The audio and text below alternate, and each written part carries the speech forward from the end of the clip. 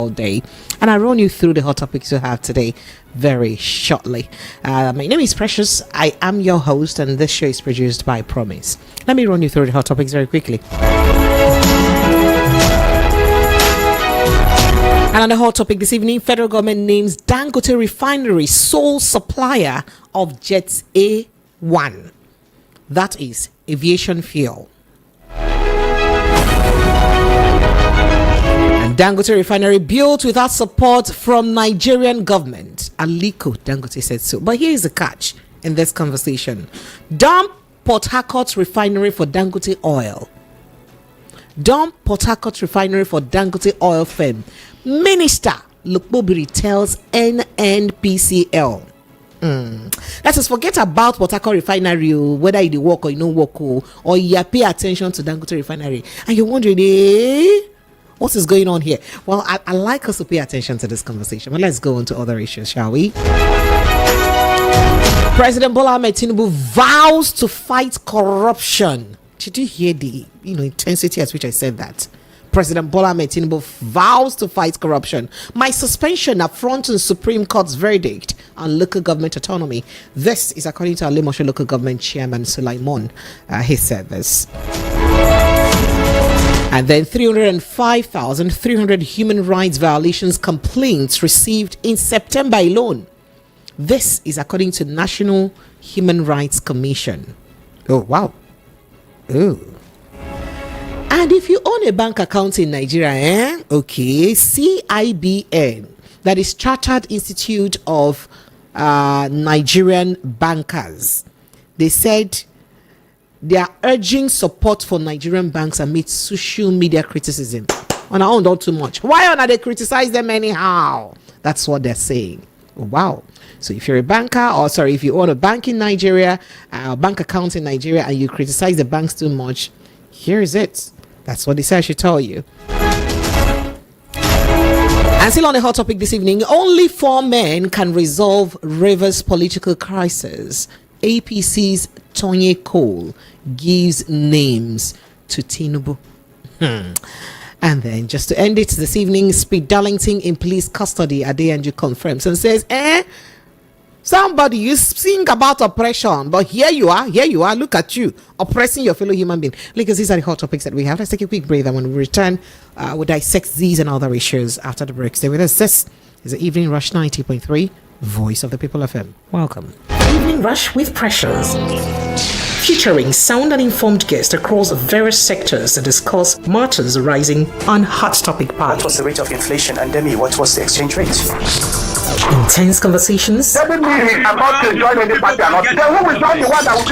analysis. What is wrong with us 200 million people? We can't even give ourselves. We sometimes disagree. When we say our GDP is not an oil-dominated, to agree. Like what's going on here? You caught that again, right? I saw that. On Hot Topic Pali, Monday to Friday, 6:15 p.m. to 9 p.m. 90.3, Voice of the People FM, Lagos. Now you have a voice.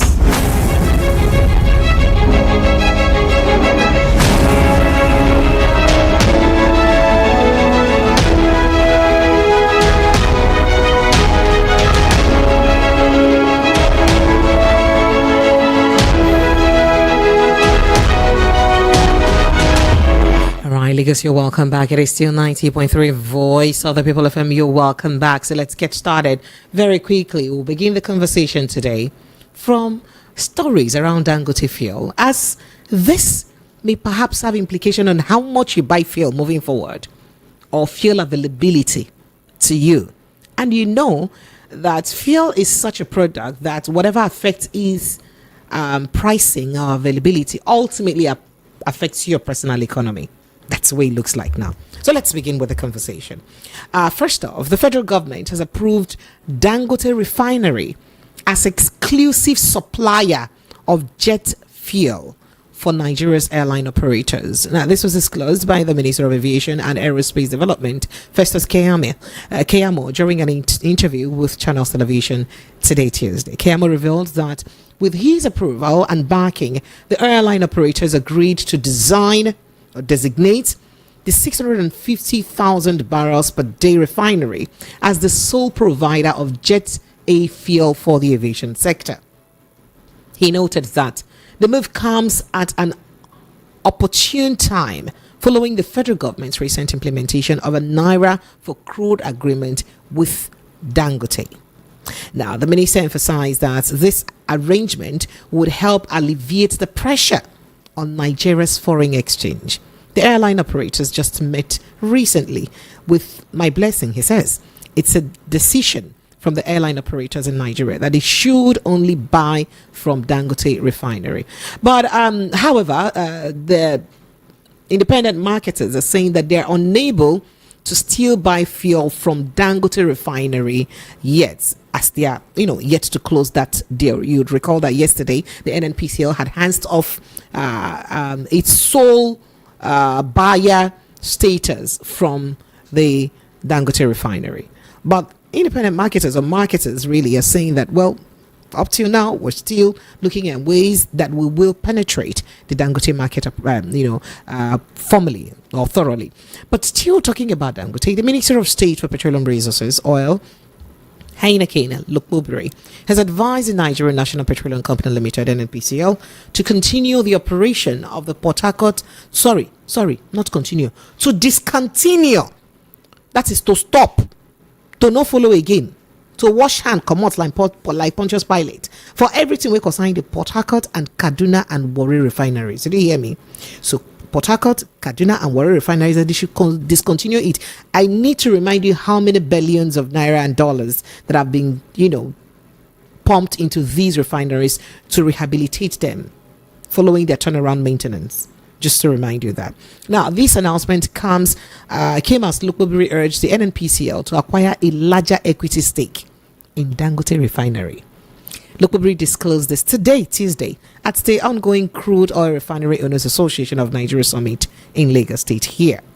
Now, represented by Dangana Tende, Deputy Director of Upstream at the Ministry of Petroleum Resources, Lukubiri declared that the government would ensure that deregulation is implemented 100%. Quoting now, he says, "We urge the state oil company to take equity in the other upcoming refineries rather than running refineries. We would ensure that downstream deregulation is 100%, he said. This development comes as Nigeria's 4 refineries, with a cumulative capacity of 445,000 barrels per day of crude oil, have remained moribund for the last 24 years, despite huge investments in turnaround maintenance, and their staff still being paid salaries, even though they are not refining neither. Now, the NNPCL had announced several deadlines to kick off petroleum products production at the Port Harcourt refinery, but none has materialized. Meanwhile, Dangote has announced that NNPCL has only a 7.2% stake on the Dangote refinery. You would recall that initially at the launch of the Dangote refinery, it was announced that the NNPCL had 20% stake. But now, Dangote is saying it's just 7.2% stake.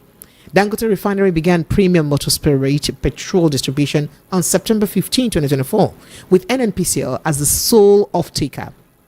Now, speaking on this development or the refinery, the president of Dangote Group, Aliko Dangote, has said his 650,000 barrels per day capacity refinery was built without a single incentive from Nigerian government. He says single incentive, and people may be wondering, Gabi, wait, not vex. How about the money where Emefiele been say he borrow, one thing? We don't know. Now, Dangote disclosed that at the ongoing Crude Oil Owners Association of Nigeria Summit, that same summit that Lukubiri attended in Lagos State. Now, the African richest man, who was represented by the executive director of Dangote Group, engineer Mansour Ahmed, said it is worth nothing that the Dangote refinery already produces sufficient diesel and jet fuel to meet Nigeria's demand. That is the diesel and the aviation fuel, what did they produce? Say they enough for Nigeria already. And it don't cost them too much like that. That the $20 billion refinery came on stream on January 12, 2024. With a refining capacity of 300,000 barrels, but it increased to 400,000 barrels by the end of September 2024. And we're hoping that it will get to its full capacity of 650,000 barrels per day production. Today is Tuesday, so I got me my doctor and Tuesday tonic, Dr. DG Omoshola. He's a doctor of political science, so you could call him a political scientist. Dr. DG, this matter of this oil, they taught me for body well. So first, we have our federal government saying that, you know what, through the Minister of Aviation, that, we have to allow Dangote Refinery, I'll give them make them the sole supplier of Jet A1 in Nigeria. That is, every aeroplane we go refuel their aeroplane for Nigeria must buy fuel from Dangote. And Dangote himself has affirmed that they produce enough fuel now to serve the entire country. That should be a good thing, right? But where is the fear of monopoly that a lot of people have had already? So if anything happens to Dangote Refinery, where lies the faith of, airline operators in using in their service or in their operations generally? Well, thanks for having me. The first thing that comes to mind, just as you pointed out, is if Dangote is saying Nigeria does not have a stake in its refinery. I recall he said Nigeria no help them anyhow. He said they get 7.2% stake, but he said Nigeria they say no incentive. That is, Nigeria no do any, no give them any FEC. Well, the thing is, no incentive. I beg to disagree with Aliko Dangote in the sense that Aliko Dangote has been largely favored by successive Nigerian government, and I think he should please stop this attitude. It's unbecoming of him that anytime government policy doesn't seem to favor him, then he comes out crying. You think this is crying? Dangote cannot be as rich as this without the support of successive Nigerian government. It will take just one policy, one, for Dangote to kind of like lose sleep. Just one policy of government.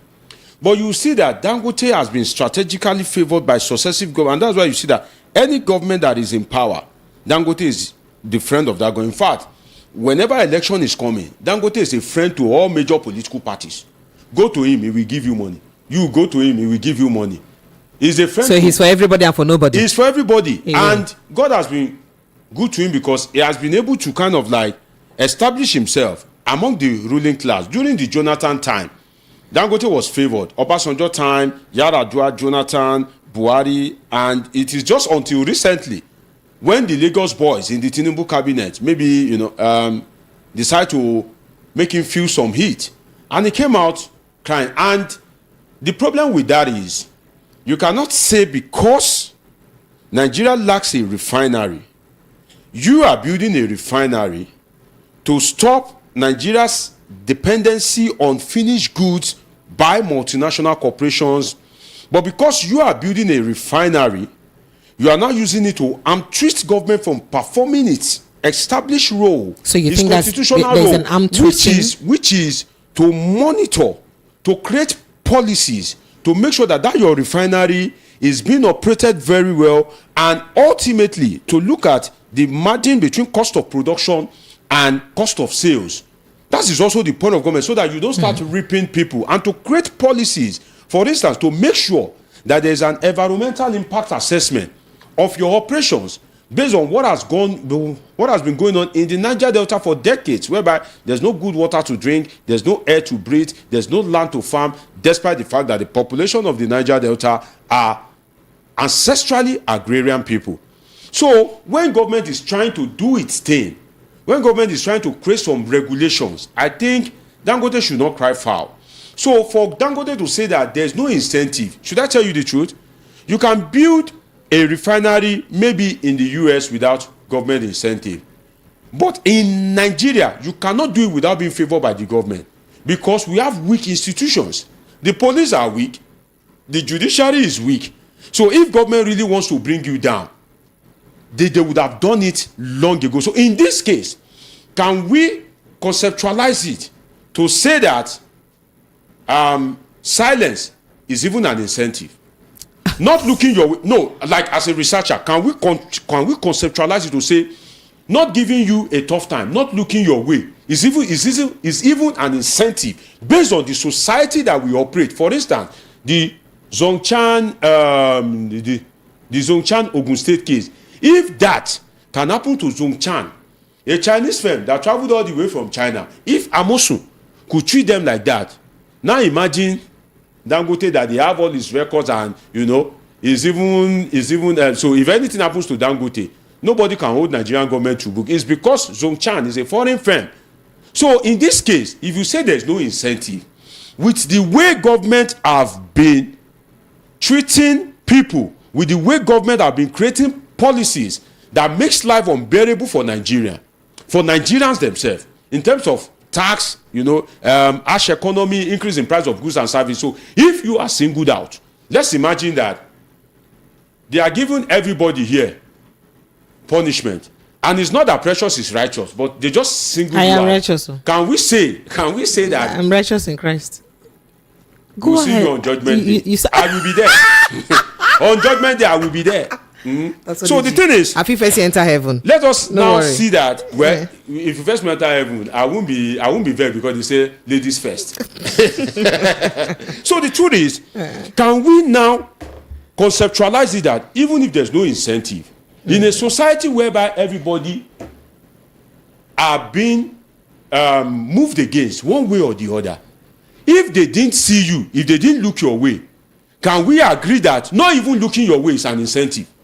But Doctor, did you remember also that there was an allegation? Because if I am to have a debate, these are some of the points I used to win the debate. It's okay. So I was, there was also the alleged statement about, some sort of collateral, the Nigerian government signing and, and all that surety for collateral for some of the funds that were borrowed. I don't know how true that statement were. Sorry, ma'am. May I say something that, where is the money? So standing as a surety for your collateral for you, is that not an incentive? I was going to say that if that was in any way correct. During Buhari's time, the money that they said Nigeria want to use to buy something, if you don't, another point, if you are building house and you are looking for people that will buy lease and they provide the money for you to be able to complete that house, is that not an incentive? If Nigerian government have not produced that money, would Dangote be able to complete it? For instance, when PIB was being passed, the truth is, in Nigeria, you cannot succeed without one form of incentive or the other. That is the truth. And if you are building a refinery, if Bola Ahmed Tinubu, for instance, good, Dangote says that they have not favored him. In fact, if I look at one of my social media handles, I have that video there where Fashola was pleading and harassing the traditional rulers of Lagos Island that they should accept Dangote. Yes. They shouldn't trouble him. That he's their son. That if they have any issue, they shouldn't even go to Dangote. They should come to him. Sorry, ma. What do we call that? That's not an incentive. Do you know what those chiefs and those obas of Lagos Island would have done to Dangote Refinery on a good day if there's no government assistance? What do we call that? Is that not an incentive? So I believe that Dangote, for one thing, should be grateful. How many businesses have thrived the way Dangote has thrived? These businesses have been run by Nigerians. Some of these businesses have expatriate than Dangote Refinery itself. Where is Dunlop? Where is Peugeot? So if you've run a successful enterprise to the extent that you make profit in Nigeria, you started from Nigeria, you made profit in Nigeria, so much so that you are now going to establish companies in all these small African countries. If government have created a policy to liberalize some of the sector that Dangote has been dominating, are you saying that Dangote would not have had it tough? Nigerian government, successive ones, not only this government, they are an expert in making life tough for you. Whether you are a businessman, whether you are an expert, no matter who you are, if they truly want to make life tough for you, they know how to do it. So Dangote, I think, should be grateful, and please stop intimidating and harassing the government whenever government is to do its legitimate function, either in a monopolistic market or in a perfect competitive market.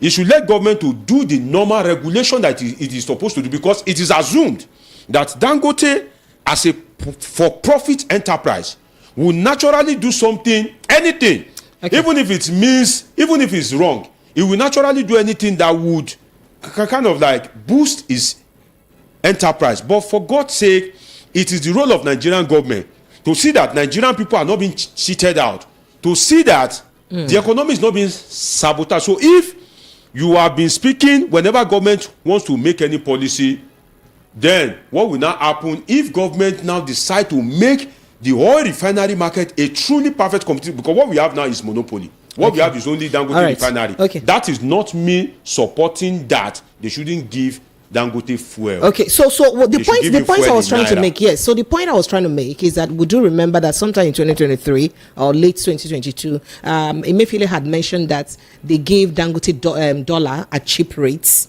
including other businesses, to aid his refinery. And then the same Emefiele had also told us that Dangote had returned about 70% of the money CBN loaned him. Loaned him. Sorry, ma. You go school pass me small. No vex, no vex. Sorry. You be doctor, you be PhD holder. No, you attend the good class pass me. I did confess that time. Now they confess, I did talk to my eyesight short. And before Pope Precious. That loan is what? Is it not incentive? See, I be want to ask you we now. Know ourselves. We know there is no way. Let's be sincere with ourselves. So you mean he's wrong for making that statement? There's no way you can build an enterprise such as the way Dangote has, established himself in such a way that if you name sugar today, is Dangote leading. If you name salt, if you name in the foundation of your home, if you name fertilizer, cement, if you name cement. You cannot be that successful if government, you don't have paddies in government.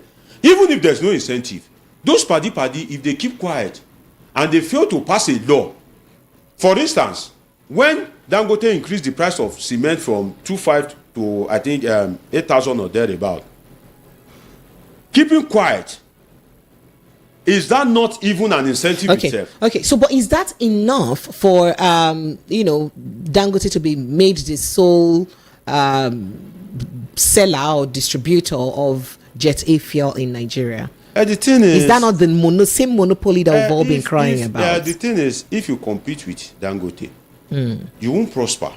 Away.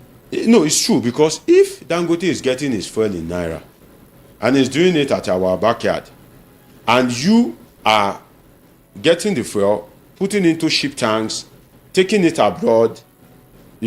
So he's the best bet we have. So he's the best. So even if remember that Jet A fuel is one of the major reasons why we have very high rates of air tickets. The solution to it is, by now, I expect that people in government will be thinking in such a way that, see, the petroleum sector is a very profitable sector.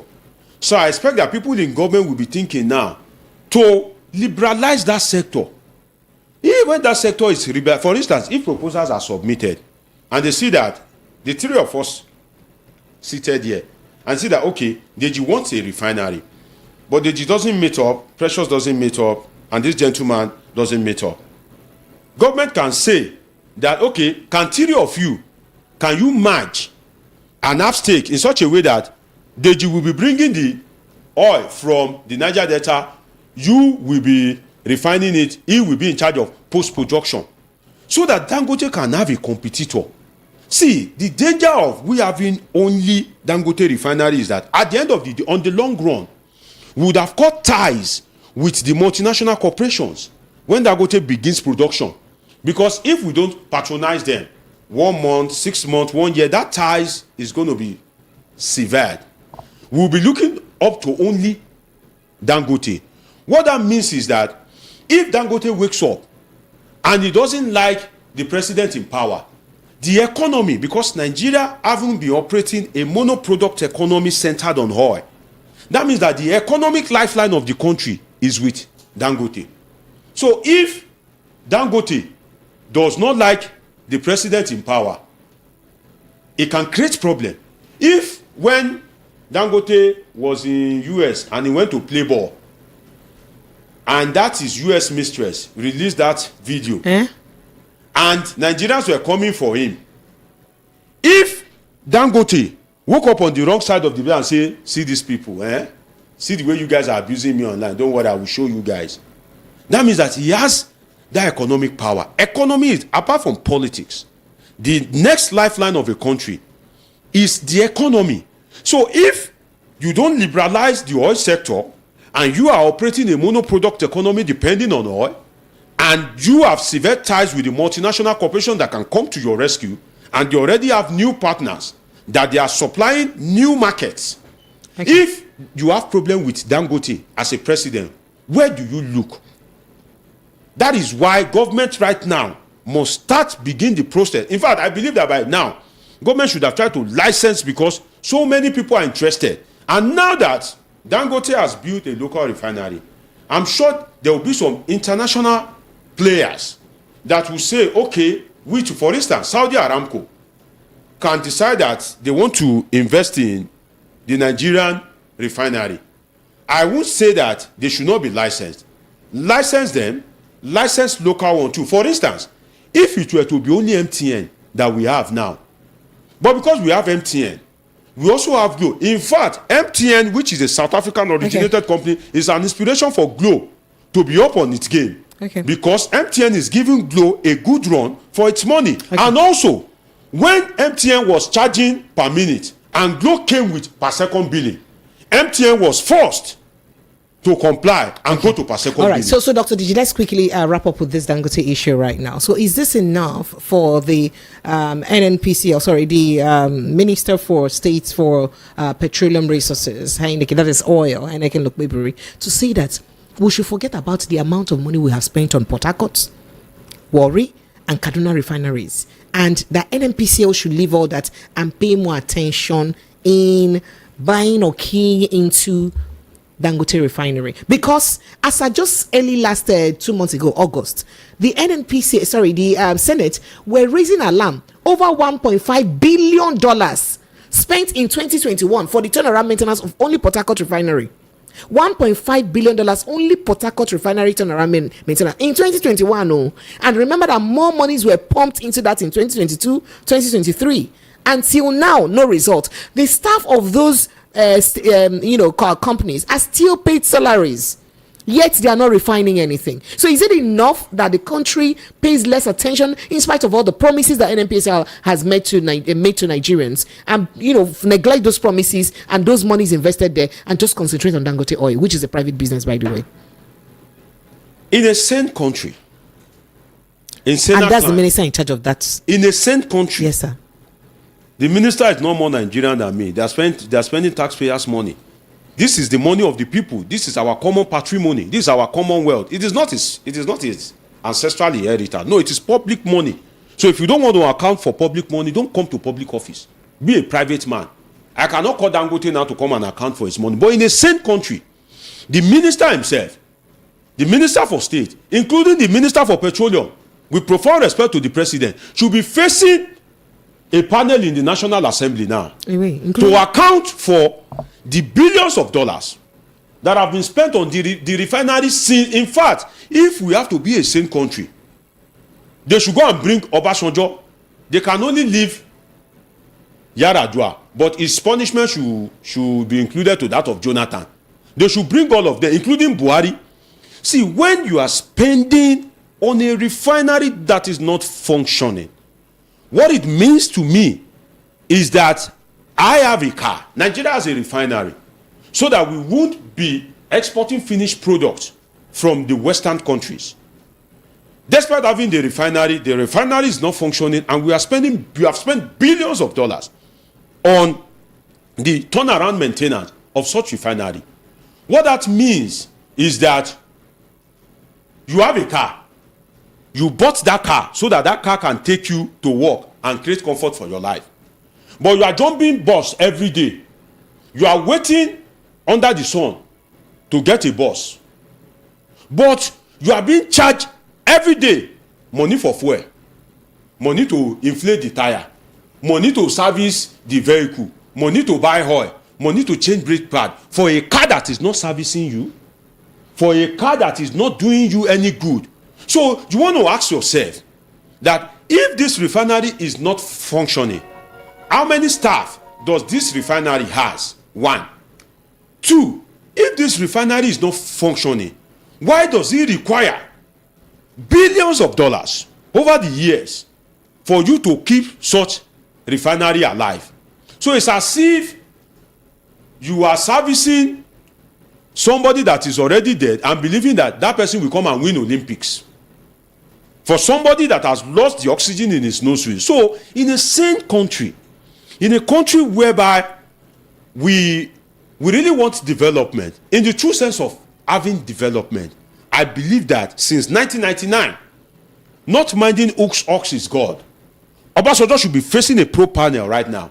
Same for Buhari, same for Jonathan. And that panel should be warming up every morning that immediately Tinubu leaves office, he should come and explain. In fact, if it were to be a panel of the National Assembly, Tinubu is bound constitutionally to appear before the National Assembly to state why, how he has spent public funds. Okay, speaking about the president now, Tinubu, he has vowed to fight corruption in the country. So the president, Bola Ahmed Tinubu, vowed to tackle corruption head-on, noting that no Nigerian is immune to its effect.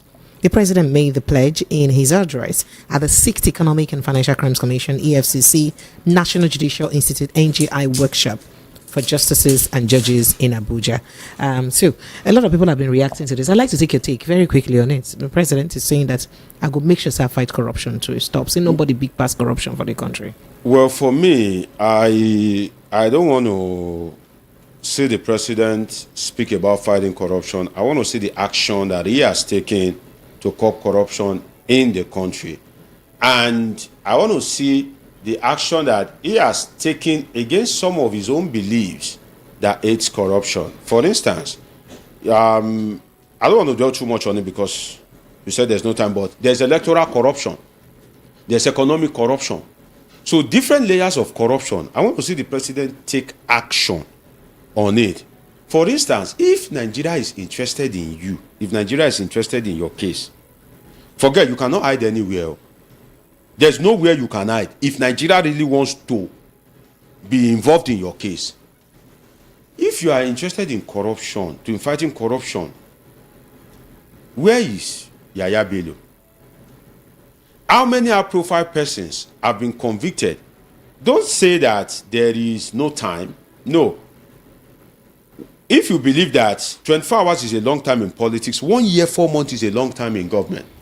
And the president has shown himself as a man that has capacity and influence within the judiciary and also in the legislature.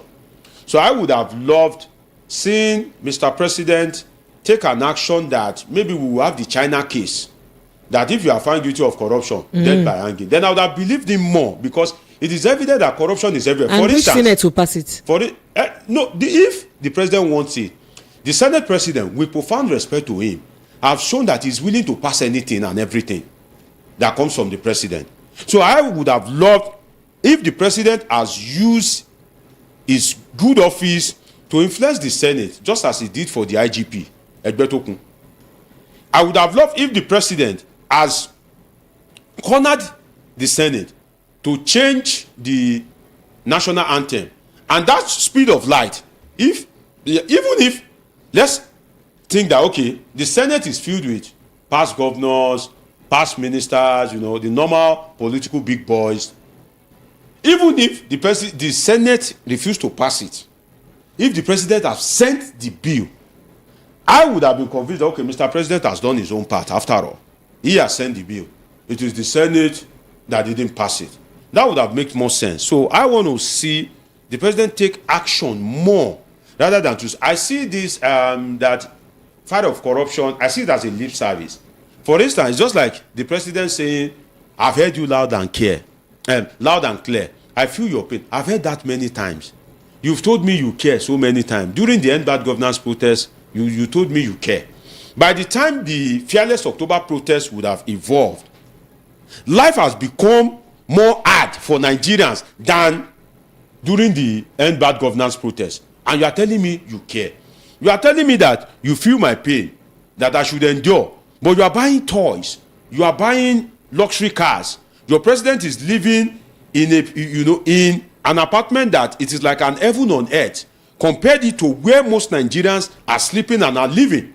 In a country where people are living in IDP camps, you find just one man out of 200 million people living in a house worth 21 million. Oh, no, sorry, 21 billion. So I want to see the president act more than speak. I think it goes beyond saying, oh, I will fight corruption. I believe a lot is to be done, and I believe leading by example will also help.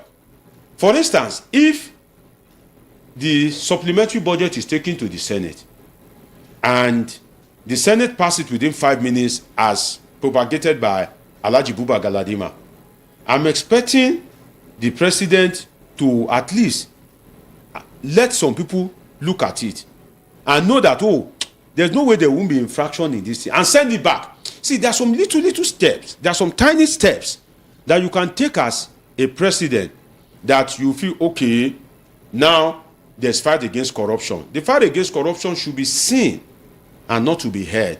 We've heard it so many times. For instance, during the Buhari time, we heard it repeatedly. Corruption.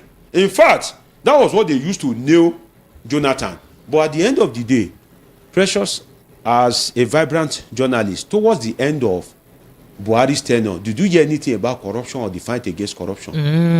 It's kind of like fade off, like a whiffs of smoke. Okay.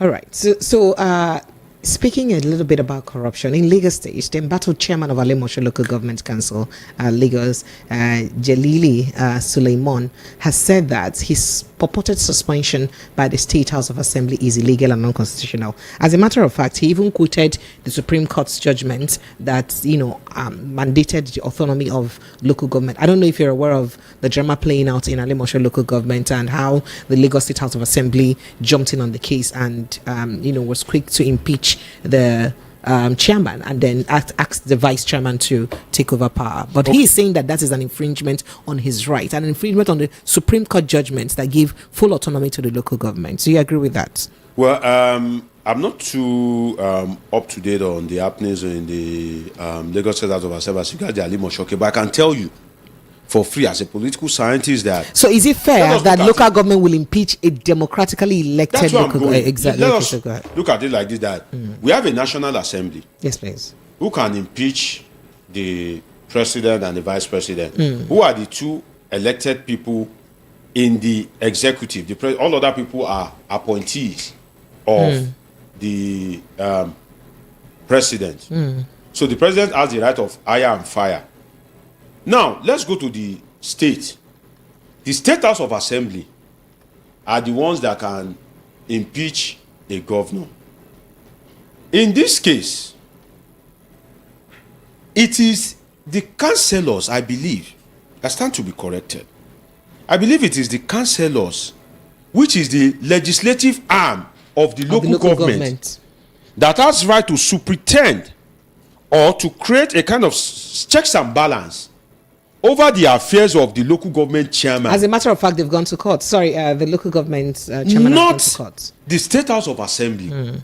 So I think it will be a good test in court that at least it will strengthen our jurisprudence, our legal jurisprudence, for him to test it all the way to the Supreme Court, so that there would have been a legal pronouncement on that.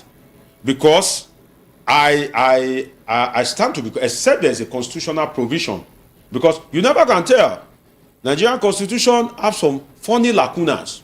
For instance, the state will collect his money, but the constitution allow the state to collect the money of the local government. So who knows? That's why I said I stand to be corrected.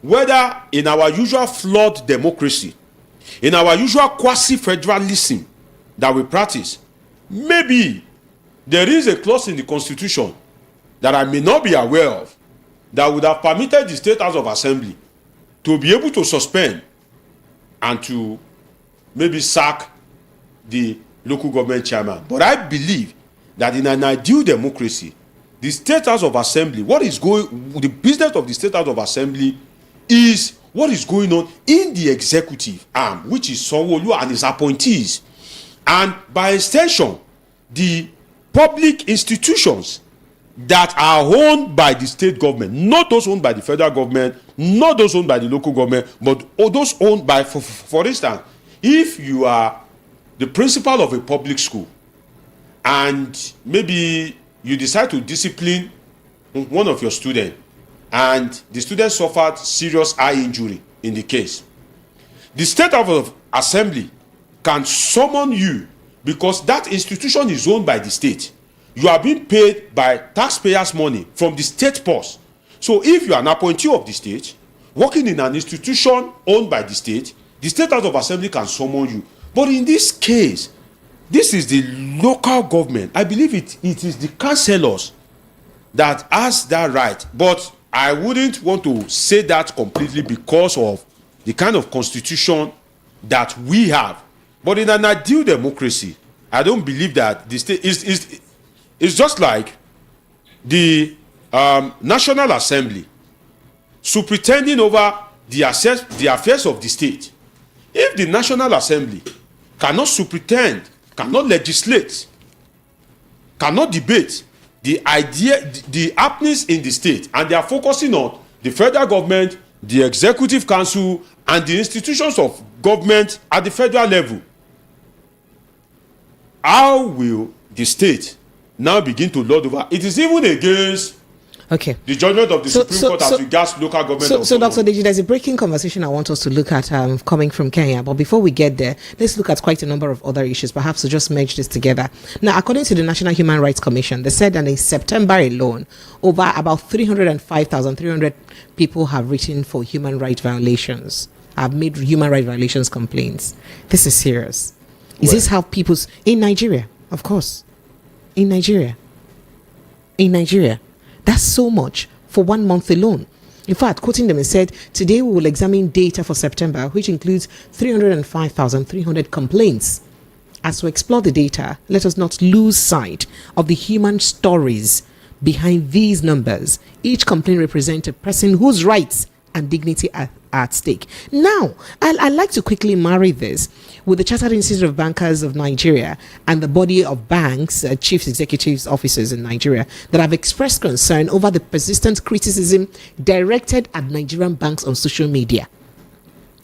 Why you want to go to criticize banks like that on social media? If I give you my money to hold, for instance, and money disappears without my consent, do I not have my right to criticize you? And if you now go against me for criticizing you, is it not against my human rights? I don't know. So I like us to marry this conversation, if you can, very quickly before we jump on to others. You mentioned the figure 3,500. 305,300. 305,300 complaints. Complaints in one month alone, September alone. In an ideal society, that is too much of a figure. But as a Nigerian, knowing fully well that we know ourselves, I believe that figure is not correct. Yes, it is more than that. So every day no, it is way more than that. They infringe your personal human rights in Nigeria. And I will go further. What you see as human rights right violation, for me, if we look at it well and we marry it with the countries that we emulate, the Western countries, you would agree with me that human rights violation will be more than that.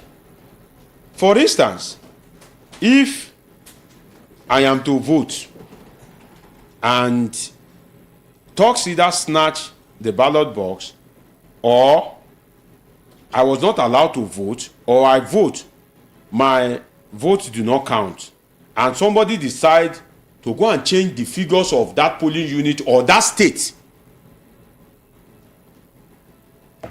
does this not happen? If you change the figure of a polling unit or a ward, you have violated the right of that people to select who will govern them. So that's why I said 305,000 is a large figure, but in the true sense of it, it's not correct. I'll give you another example. You are paying tax. Government is supposed to fund police station. You are now aggrieved about something. You walk into police station and the policeman tells you that go and buy exercise book, come. Go and you want you want to look at somebody detained, you say, go and buy Isaac come. That alone is the police going against your right because you are not supposed to pay. The state is supposed to provide that. I give you another little example. If you are driving in traffic, you will see people that they believe they have power. They will be blowing siren. They will pass one way and go and use it to cause traffic. To all the people in that traffic, everybody in that traffic, have you not gone against their right to free movement? So the thing is, if you look at it, it is. I think it is way more than that. 305,000, although 305,000 is an astronomical figure. Okay. Then the banks. Oh, dear. The banks. If you don't want customers to criticize you, be up to your. And there's so much impunity with Nigerian banks, and you would think that this money. That's the same criticism they're talking about. Yes, I want to criticize. I must criticize them. You would think that if you receive an alert now that 5 naira is deducted from your money, the bank will expect that if you go to bank to complain, they will be looking at you as if you are one evil spirit. That see this one, you are coming to complain of ordinary 5 naira. But the truth is, all this new generation bank or any bank at that, whether microfinance, if you have, let's say across Nigeria, if you have 30 million customers, help me, if you remove 5 naira from the bank account unjustly, 5 naira times 30 million, that's a lot of money. And Nigerian banks are usually they do that a lot, very often. If I don't solicit for a message and you are now using my phone, you are now disturbing my phone to be sending different kind of alert, subscribe to this, subscribe to that, are you not kind of like going ultra-vires? You should find another way to market your business, whether it is football prediction, whether it is insurance or anything, not you disturbing my phone. Okay. It should be strictly about anything that has to do with bank and how it affects my transaction with you. Okay. So I believe, and if you look at it, when you send money to another account, sometimes it will be as if the system will just hang. You need to wait for days. Nigerian banks are not different from the inefficiency that you see in every sector in Nigeria. All right. Okay. So, Dr. Diji, very quickly. They should be criticized. In fact, they should be criticized more. So, very quickly, the former governorship aspirant of the APC in River State has said that it takes 4 men to be able to quell the tension in River State. He mentioned former Governor Odili, former Governor Amechi, former Governor Nyesom Wike, and the current Governor Fubara. Do you think that is correct? That these 4 men need to sit together with the president to quell the political tension in River State. Else, he said there may be serious, issue that may almost look like it's a war zone in River State during next election in 2027 if these things, are not discussed. Well, I agree that. If you can, very shortly, I need us to go to Kenya. There's a breaking news about the vice president or deputy president of Kenya being impeached right now, and he was accused of corruption and ethnicity and all of that. So I'd like us to touch that conversation very quickly and marry it to our country. Okay. So if you can help us rush that, thank you. The situation of River State. I agree that men needs to be discussed with. Because the people Toyoko listed are women, are men. Unfortunately, I would have loved greater women participation in politics. Maybe Nigeria will be better off. But as much as I agree that men need to sit together and dialogue, I don't agree with the list that Toyoko has presented. Because I think just 2 men need to meet with the president, and that is Fubara and Nyesom Wike. Because if Nyesom Wike decide not to let go, or if Fubara decide not to continue being a puppet, definitely Odili and Amechi listed are just by the way. In the sense that, let us look at it. Yes, or Wike has problem with almost all the people that helped him to become who he is today. Peter Odili, Rotimi Amechi, and the Jonathan family. He's not in the best of times with any one of these three.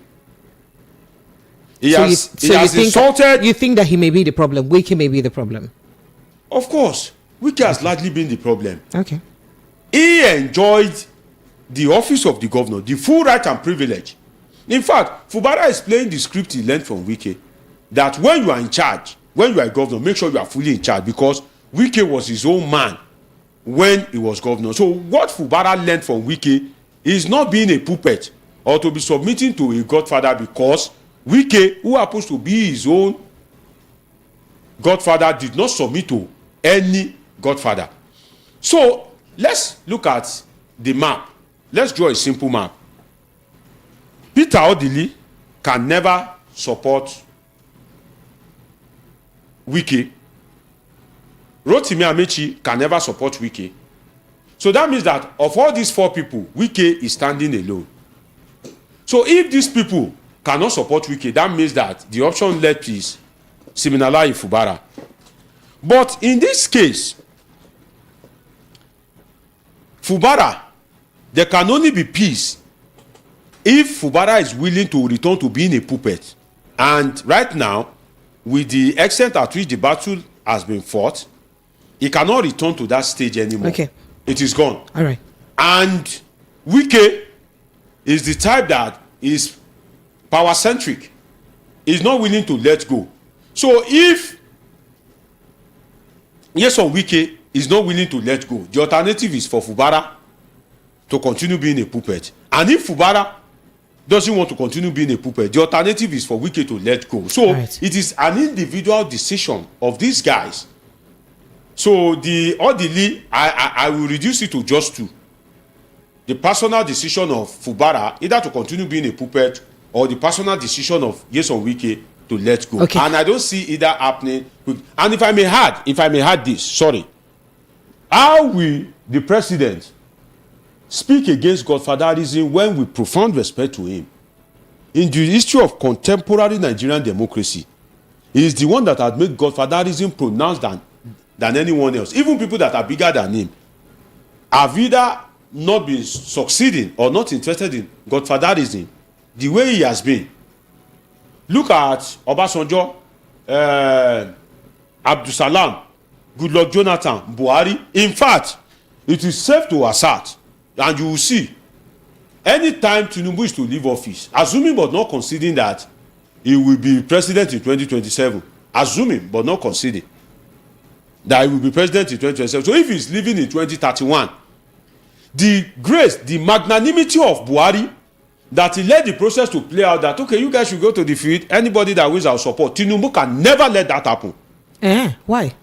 Look at his trajectory now. Since 1999, he is still holding on to Lagos, and you expect that he will have chance to be president. Tinubu, in his usual style, except he has chosen to become a sinner repentant, he will install his successor, just as he not only did in Lagos in 2007, but he has been doing. And I'm sure that even when Sanwo-Olu leaves, nobody can rule Lagos without the anointing of Tinubu. So which moral ground, which example, which high moral ground will you use to persuade Wike to say, Wike, cease and desist from Godfatherism, and say let Rivers people breathe. Okay. Don't suffocate them. Dr. Deji, please, I will go to your YouTube and my YouTube to get more of that analysis. But let's jump straight to Kenya now, because something interesting is happening in Kenya. And we'll see a bit of that also play out in Nigerian politics from time to time. As right now, Kenya's Deputy President, Rigathi Gachagua, has been impeached after the voting was done by the parliament. The yeas had 281 votes, while the nays had 44 votes. Absentee was just one. It's been done and dusted. And, we hear that more than 2/3 have supported the special motion on the impeachment of DP Rigathi Gachagua. And it is a landmark in Kenya because he becomes the first ever deputy president to be impeached. Now, a bit of background to why he's impeached is actually why people worry that lawmakers had accused the 59-year-old deputy to President William Ruto of corruption and undermining the government and practicing ethnically divisive politics, among a host of other, charges on him. In fact, we could go on and on with that, but let me play a bit of soundbite of how that vote played out on the Parliament of Kenya today. Take a listen, please. So this here, an MP, Robert Mbiu, had accused the president himself as being the biggest tribalist that they were in Kenya, instead of the vice president. That he's appointing people for his own community for positions alone. So why do you not accuse the vice president of being the president? A lot of people had accusation that because the deputy vice president had supported the youth during that financial bill issue and the protest. So that's perhaps why Ruto wants him out at all means. Let's take a listen to some of this conversation on the floor of the... In this house, the vigor, the passion for money. But Mr. Speaker, I'm also impressed by the energy that I've seen in this house. The vigor, the passion for money. It is the first bill, or rather the first motion, where this house has gone up to public participation in the constituencies. Mr. Speaker, I only wish that the energy that we are expending here to send a question to all Kenyans about one individual was being used to fight the issues that are failing us in our education, in our health sector. People here, the cost of living has gone too high. People have no jobs. Mr. Speaker, those are the things that this House should passionately deal with. But Mr. Speaker, for a whole day, and from, I don't know, even the last week or 2 weeks, to deal with that one matter, Mr. Speaker, I think that we are losing direction. And it is important, Mr. Speaker, that we deal with the things that are affecting our people. Because, Mr. Speaker, if you look at the education sector, I talked about it here the other day. We don't even have classes for grade 9 going into JSS. Mr. Speaker, the funding model for university has failed. Mr. Speaker, the insurance sector, NHIF, is having a problem, Mr. Speaker. How then do we spend taxpayers' money and time to come and deal with that they see as your voice? Then your guess may be as good as mine that it can lead to another round of protest. But the president should be the one to be rightly impeached, because the buck stops at his table. The kind of democracy they have in Kenya, just like we have in Nigeria, the president calls the shot. So if there is hardship as the Kenyan youths are protesting, because a lot of things are happening in Kenya that is synonymous with that of Nigeria. If there is wasteful spending, as the Kenyan youth are protesting again, just as we have end bad governance, just to put it, end bad governance, that there's bad governance also in Kenya, and the points highlighted in Kenya are similar to that of... Yes, you realize what he said. He said there is no hospital, NHS. So, there are lots of other issues to be discussed and not... Imagine you now leave Tinubu, who calls the shot, who is the president, and you now begin to run after Shetima. Then the thing is, if you say that the man is a tribalist, I see it as a situation whereby you just want to make the man a fall guy, because so many Kenyan politicians have made one tribalistic statement or the other. So in a country that there's economic hardship, in a country that people are protesting, what you choose to address is a tribal statement. I won't rule out the fact that maybe William Ruto, the president, has seen the handwriting on the wall that maybe his vice supported the youth, or made statement that, tilt towards supporting the youth for political gains.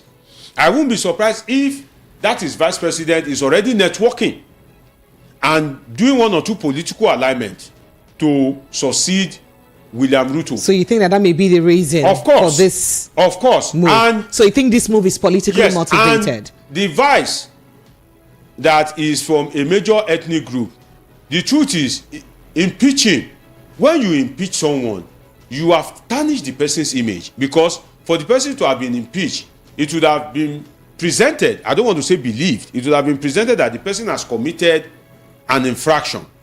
So that would naturally reduce the electoral capital of anybody. And we have a plethora of cases back home.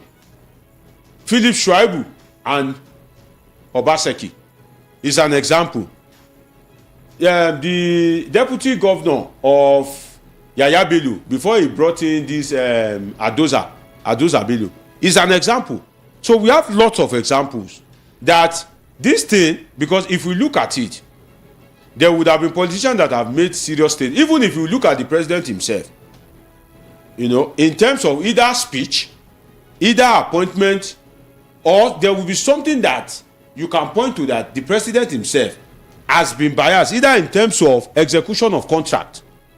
So if the president is not as white as snow, then you now want to use that to influence the impeachment of your vice. It just speaks to the independence of the legislature. All right. Maybe one day we would have a legislature that will be as at least close to what we have in like the United States, whereby if there is an important issue like that of impeachment, you go back to your constituency, and if the legislature has gone back to their constituency and vote according to the wish of their constituency, this wouldn't have sailed through, because during the impeachment of Trump, I watched it.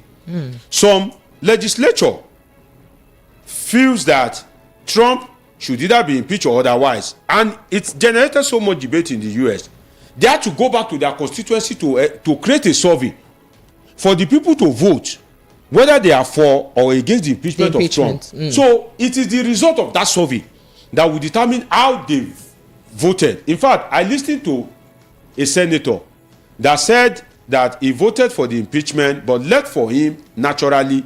He doesn't feel the president deserves to be impeached, but the result coming out from his constituency, he says that Trump deserves to be impeached, and he has to follow the dictates of his electorate, because they are the one that can vote him back into office, and he is in the US Senate to represent them. If Kenya has a strengthened democracy like that, whereby the legislative arm is truly independent and is not subjected to the influence of the executive, just as we have in Nigeria, I believe it is as easy for Tinubu to remove Kashim Shettima just as it is easy for William Ruto to remove his vice. And it is not only there. I'm sure if you go to Ghana, if you go to Togo, if you go to Benin Republic, the situation is largely the same. I just hope that this will not trigger another round of conflict that will sweep Kenya itself away. And I think if the vice president truly have that public appeal, if he has that support of the youth in Kenya, he should go ahead and challenge it in court. Yes, he's saying they're going to court. They said they're going to court tomorrow. And also, he should seek for election into the office of the president. Hopefully, maybe their electoral system will be better than that of Nigeria, and he can win. And maybe. All right, Lagos phone lines are open. Let's begin to take your thoughts and reactions on the conversations we've had tonight. 0700 903 903 903. That's the number to call. 0700 903 903 903. In case you're just joining us, let me run you through the hot topics we've had tonight. I told you that federal government names Dangote Refinery sole supplier of Jet A1. That is aviation fuel. Dangote Refinery built without support from Nigerian government. Aliko Dangote said so. And I also told you that dump Port Harcourt Refinery for Dangote oil firm. Minister Lukbobri tells NNPCL, that is, forget about Kaduna, Port Harcourt, and Warri refineries. Pay attention to only Dangote Refinery. The Minister for State for Petroleum, Lukubri Heineken, is telling the NNPCL to do so. But we'll move to other issues where Tinubu vows to fight corruption. That's also in the news. And my suspension affront of Supreme Court's verdict and local government autonomy, Alemosho Local Government Chair Sulaimon says so. And then we also have the case of 305,300 human rights violations complaints received in September alone. This is according to the National Human Rights Commission. This is alarming. And then, Chartered Institute of Nigerian Bankers of Nigeria, Chartered Institute of Bankers of Nigeria urges support for Nigerian bankers amid social media criticisms. Say on a social media criticism for banks don't do it happen. And then only 4 people can resolve Rivers political crisis. APC Stonye Cole gives names to Tinubu, and he mentioned the names. Peter, former governor, Peter Odili, former governor, Rotimi Amechi, former governor, Nyesom Wike, and the present governor, Siminalayi Fubara. And then we'll go to other case where Speed Darlington in prison custody, according to Adeyanju. And of course, Adeyanju accuses Burna Boy of oppression. You sing against oppression, but you oppress somebody. And then I told you the breaking news from Kenya that Kenya's deputy president, Rigathi Gachagua, is impeached. After the voting from the parliament, went way against him. Lagos phone lines are open 0700 903 903 903. The WhatsApp line is 0817 175 6338. 0817 175 6338. That is the WhatsApp line. While the direct line to call is 0700 903 903 903. Hello, good evening. Hello. Yes, good evening and welcome. What's your name? Where are you calling from? My name is John from Shomolu. John, you're welcome. Go ahead. I want to talk about the River State issue. Go ahead, please, John. You see, I want to give an example. I don't know if I should go on. Oh, yeah, go ahead with your example. Yeah, you see, about what they saying about people saying something to you about what is doing in River State. You see, you can't carry currency and go and buy fake products. So you carry fake currency and buy fake products. The both of you that carry fake currency and you that sell fake products, nobody is going to report to the police station because both of you are victims. So people can stop what they're doing because the issue is trying to, copy, as we say, copyright of what His Excellency have done. So Excellency cannot say stop because that is something he's doing in Lagos State, Godfatherism. So that is why you see everything is just going up and down, this side, that side. Nobody wants to tell you to stop. Nobody wants to say this because of the Godfatherism. That's what you do for Bele like that. All right, thank you. Thank you so much. I appreciate you. Thank you so much. Okay. Phone lines are still open. 0700 903 903 903. That's the number to call. And the WhatsApp line is 0817 175 6338. Hello, good evening. Hello. Yes, you're welcome. What's your name, sir? Where are you calling from? I'm calling from Lagos. You're welcome. Go ahead. Yeah, I just want to greet you. I'd like to call your program. Oh. This time is that everybody is releasing their own music. Why can't you release your own music? We are waiting for your music. Who they say make you release music? You never release your own music. Now everybody they release from River State. You never release your own. It'll be me and you. It'll be me and you. Thank you so much. I appreciate you. I greet your guest to the house. He greets you too. Okay, yeah, thank you. Thank you. Bye to her. Enjoy the rest of your day. Your day. Make I day my day. Nobody worry Fubara. Dr. People say for that your state now. Dr. DG. See, say Fubara no gets live band. Now we can get live band. You are just presenting. I will drag you to studio one day to come and give me. I don't get voice. Because the way, sincerely, what I've noticed is the way River State compose song. For instance, you won't go do election, tell Wike, you won't go do election, see him now, wow. The way they compose in that your state, like it's something that. Yeah. You don't forget the slogans: no SIM, no network. Madu, hello, good evening, and welcome. Yes, so what's your name? Where are you calling from? Hello. Hello, I can hear you. Welcome. Yes, I can hear you. I'm supposed to hear you.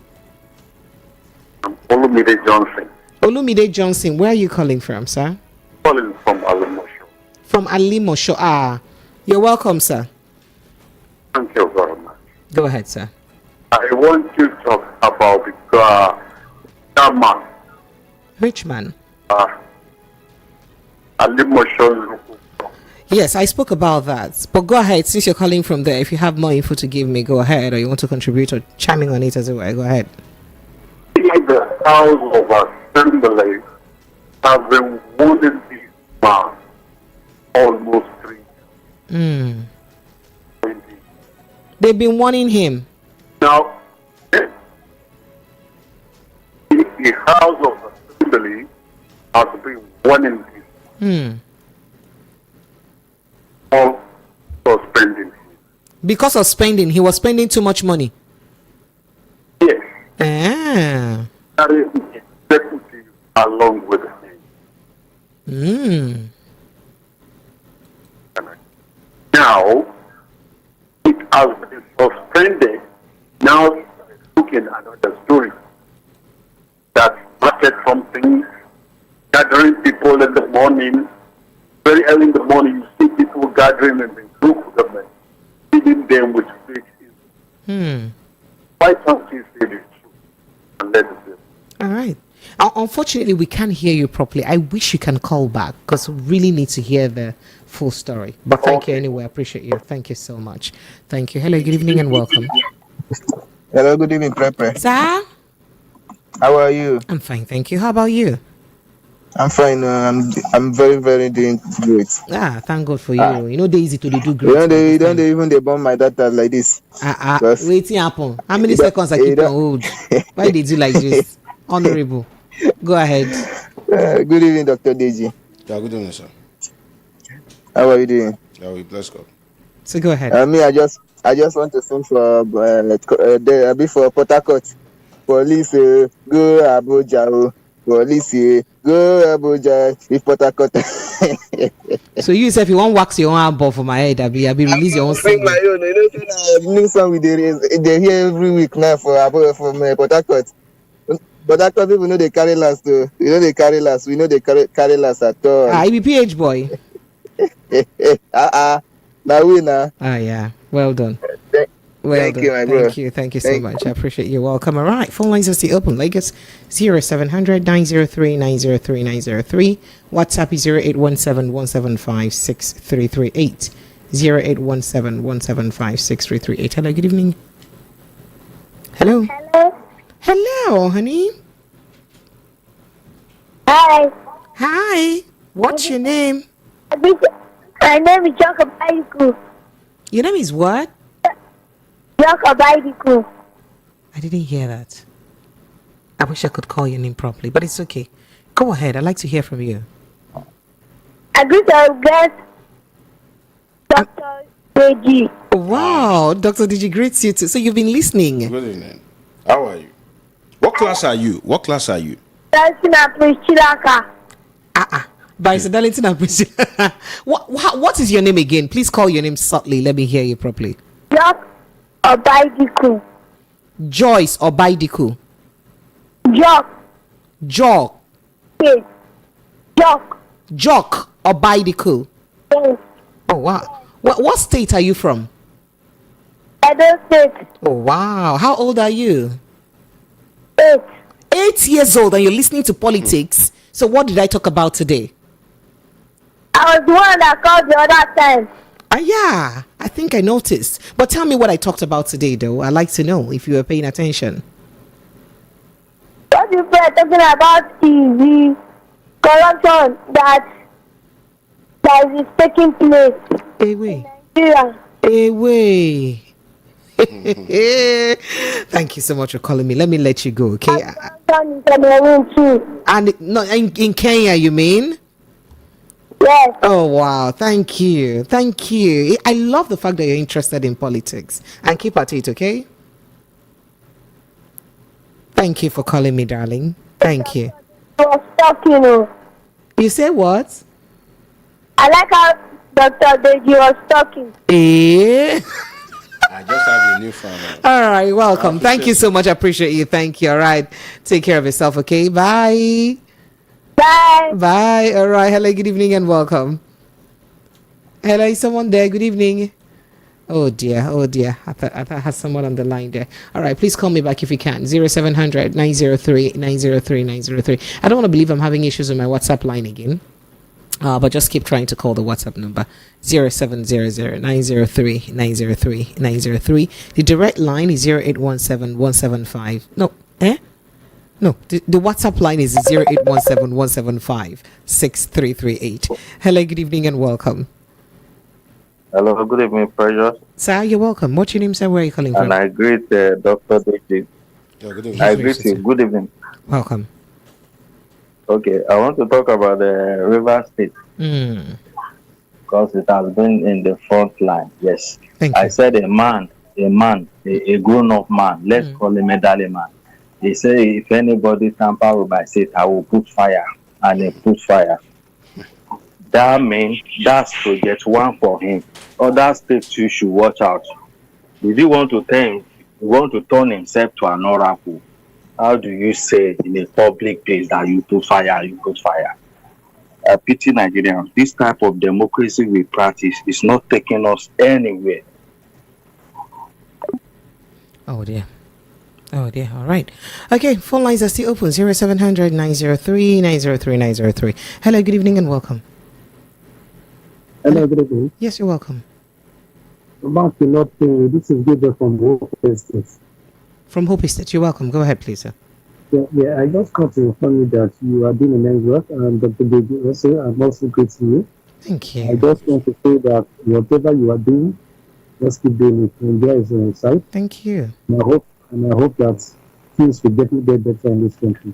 Amen. Thank you so much. It is a collective hope. Thank you. Thank you for enjoying your show. Thank you. You guys are just calling to make me blush this evening. Thank you so much. I appreciate you so much. Thank you. And you guys know I love you, right? Because without you, there won't be me, yeah? Okay, I appreciate you. Hello, good evening. Hello? Yeah, hello. Yes, welcome. What's your name, sir? Where are you calling from? Oops, did I miss that call?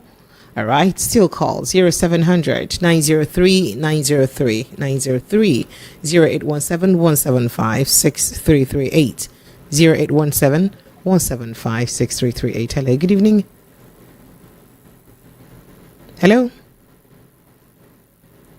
Hello, are you there? Good evening. Yes. Yes, good evening. Yes, please. Can you hear me? Unfortunately, network will not let me hear you. Please call back if you can. Hello, good evening and welcome. Hello?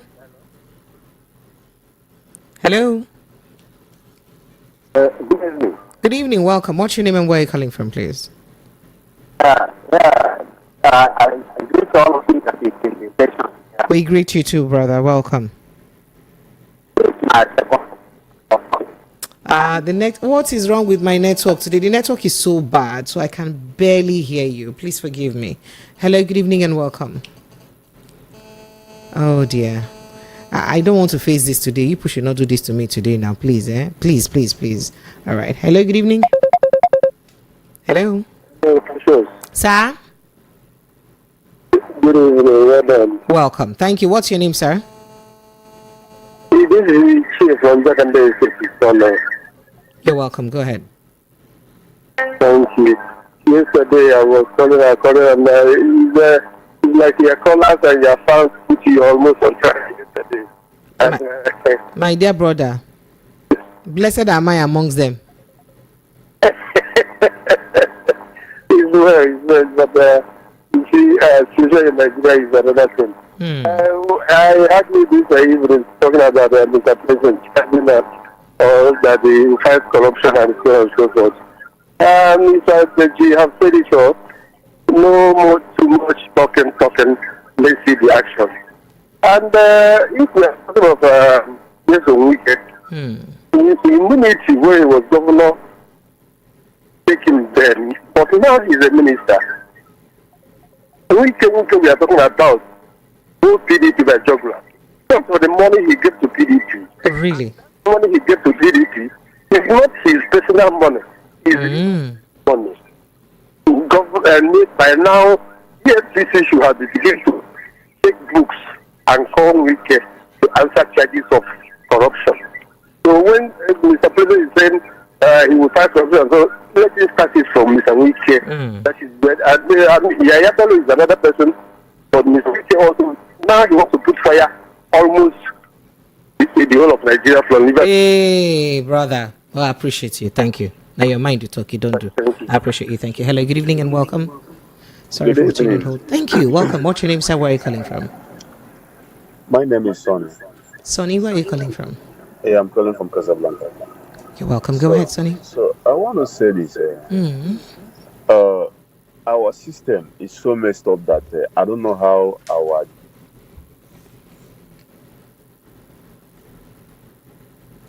You don't know how what? Oh, dear. Okay. They travel to well-organized countries. They own buildings there. They send their children to school there. And when they come here, they turn here to a total animal kingdom. A total jungle. Please just mind your language. Go ahead. And okay, a jungle, a full-time jungle. You know, I've been in places that even when the police don't investigate person, the justice system launch inquiries against a particular case, against a particular individual based on what they perceive. Justice system has their undercovers, investigators that even when police bring report, those justice department go under and find out the real fact about the case. So what I'm saying is this: what is happening in Rivers State, even when the police, because we know that now police now is a political party in Nigeria. We know where they stand. Oh, please. And they were very open about it. No, he was very open about it. I don't want to mention them. He talked about how the man who is leading the police. He talked about how when he meet whoever he meet, how his life changed and all that. So he's loyal to a particular individual. Oh, really? You know where I'm going. Yeah, he is. He's on print. He's on media. So, however, that's by the way. So I'm not the one who say I read what the Sahara Report and other news agencies said that he, based on his interview, he's loyal to a particular individual based on his encounter with him and his life change and all that. So he will always do the bidding on that particular person. Meanwhile, whoever is a protege of that person, he will also defend that. He will also defend them. Then how do we call this a government? We are merely running, I don't know, a charlatan. Should I call it charlatanism, or what exactly are we running exactly? How can we call this a government? We are merely deceiving ourselves. From one set, when a man who have no integrity climbs to power, look at what the country has become on. It's a total lawlessness. Because the person who is leading is lawless by himself. We're in total mess. We don't know when No. I appreciate you, but please kindly just stick to the point and don't make confounded allegations. Hello, good evening and welcome. Hello, good evening. Yes, you're welcome. What's your name, sir? It's okay. Okay, good evening. Go ahead, please. Okay, good evening. This is Kenny Young. I'm calling from Mokoba. You're welcome, Kenny. I say in another 2-3 years come, nobody should come from east or the south and say people are marginalized, because as a family, if Wike is treating his own people like this, you intimidate your people in your own state. Later now, people will now come say some people are marginalized. Not come as a man that you treat your own people in your own state like that. I'm talking to Wike and Fubara now. May God bless them both. They should repair before it's too late. Thank you. All right. Okay. All right. Hello. Good evening. Good evening. Hello. Good evening. Yes, you're welcome. What's your name, sir? Yeah, this is good. Can you hear me? I wish I can really well, but just go ahead. I'll manage. Can you hear me? I can. The line is just a bit muffled up. Go ahead. All right. Good evening to the speaker in your house there. Yeah, good evening. So, yeah, good evening. So this is Wilfred. We're talking about abuse of human rights, right? I think the statistics you read is quite wrong. I think in Nigeria, that 305,300 is wrong. Yes. Where are you calling from? Hold on. I'm calling you from Nigeria. From Nigeria? Yeah. And where in Nigeria? Lagos, Abuja? Where are you calling from? Lagos. Lagos. From Lagos. And 305,300 complaints is not correct. That's not correct. Okay, go ahead. I have someone on hold too, so you may have to make it quick. So go ahead. In Nigeria, every citizen is practically changed. That's for a fact. Either at the bank or in the banking hall or in the police station or in the hospital, every citizen is abused. So everyone is abused. Everyone's human rights is abused. Absolutely. One way or the other, directly or indirectly, we are being abused. Knowingly and unknowingly. So what your speaker in the studio there was saying is practically true. So that's your statistics you've been reading out. Not correct. Every citizen is being abused, directly or indirectly. It's giving you some perfect examples to go with. I want to know where I'm going, and I get to the bank, they're looking at me and suspicious. All right. Unfortunately, network won't let us hear you clearly, but I appreciate you. I think you've made your point. Hello, good evening and welcome. Hi, Precious. Hi, Dr. this Deji. is John, right? Yeah. I know that voice. Apologies for putting you on hold for a while. It's all right. It's all right. I want to start with the Kenya situation. Mm-hmm. Yeah, how's our girl in Kenya doing? Is she still there? Yes. I know we had a girl in Kenya. So I remember, the right? The situation is very casting, yes. No, my brother, see casting. I will say you did alone. See casting. Make I no go burst the bubbles now. Can't run your deal. no. Anyways, that was the reason why I called, because I think I had some insights with waiting. Waiting they happen for Kenya, right? So yeah, go ahead. The thing where they say the story long, John, I for like me call, give me that insight if you fit, I beg. Oh, you called back, or is it someone else? Hello, good evening. Yeah, it's John. Yeah. John, go ahead. So the story long because the thing no starts today. So you have to reflect back to when the finance bill came out. Yes. And how the old and the resistance.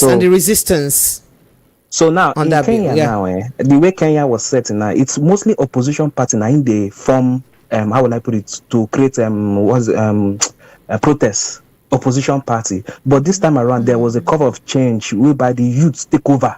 So there's no opposition party, there was nothing, it's purely youth. So the vice president was in support of the youth that Ruto should listen. Rather, he should stop flying to China. Today you see him in London, tomorrow you see him in Tokyo and everything. And all these things, for me, the impeachment is mostly political, which is number one. And for you to understand this, so are you saying that Ruto expected? Sorry, are you saying that Ruto expected his vice president to have his back? Exactly, which he didn't. Now, you know what Ruto now did? When Ruto sacked, remember Ruto sacked all the cabinet members. If you remember, Ruto started appointing those in opposition into his own cabinet so that there will not be any opposition against him. That's one.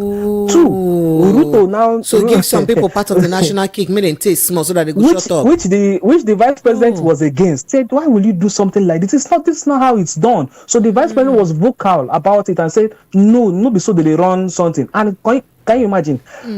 The vice president was actually the one. The vice president is actually popular than Ruto. Yes. He's very popular than Ruto, and he's the one that gave. And he's very wealthy, by presidency. He's also very wealthy.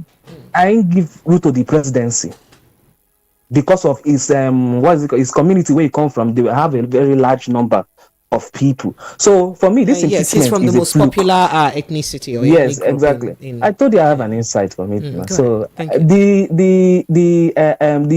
situation of the impeachment to me is a fluke because it's just the parliament that just gave him this impeachment this evening. Tomorrow, probably if he cannot. He said he's going to court tomorrow. So I heard. Court or not, they still have to go to the Senate to also confirm and everything. So this is just a fluke. But this is a very one thing that is very, very fearful. Just like Dr. Deji said, if this thing can happen to Kenya, it means if Tinubu now wants Shetima gone like this, is gone, because the pocket of the Senate is in his hands. This is exactly what is going on now in the parliament. Because a lot of people were against it. The public, there was a public opinion about it. So that vote was too much. Did you see the number of that vote? 281 against 445 or so. Yeah, which according to the constitution, 2/3 have to vote him out. Which is the 2/3. That was more than 2/3 even. That was more than 2/3. So 281 against 44. Exactly. More than with 40%. So meaning envelope don't enter the email. If not, what was his offense? He was not committed of a crime. He was not committed of a crime. Send prayer for their email address. And now what for you? Now you talk like you don't know politics. Why I not go talk like this? I didn't innocent, my brother. So I just wanted to make that clarity that it's scary. We are in scary times. If we go on, this will be like maybe a chaos in future that is coming. So I'm afraid about that. But that's about Kenya. But speaking about River State, if you permit me, please. There's something I want you to notice. When I was reading the whole thing that was going on in River State and everything, do you know what my conclusion was? What the police now has publicly come outside to tell you that I'm supporting APC without telling you I'm supporting APC. That's one. Because for them to choose the order that they want to and withdraw, meaning my Oga own, now go favor me. Now, because I asked, who did I ask that question the other day? I said, if police was withdraw and there was non chaos, would they not be forced to do their constitutional work?